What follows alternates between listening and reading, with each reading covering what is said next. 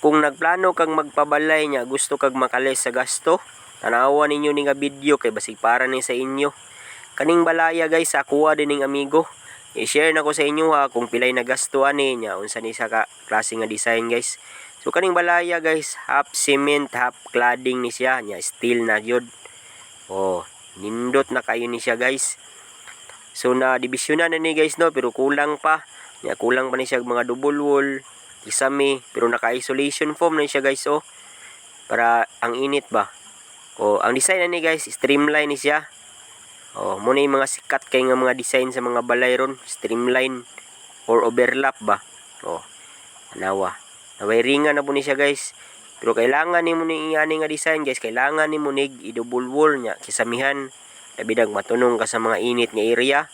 Kailangan yun ni siya i-double wall kay medyo init na guni siya. Pero kung moingon kag gamay ra gasto ingani gyud nya design. Oh. Tarawa ninyo, double wall nya kisame. Wala na. Goods na kayo.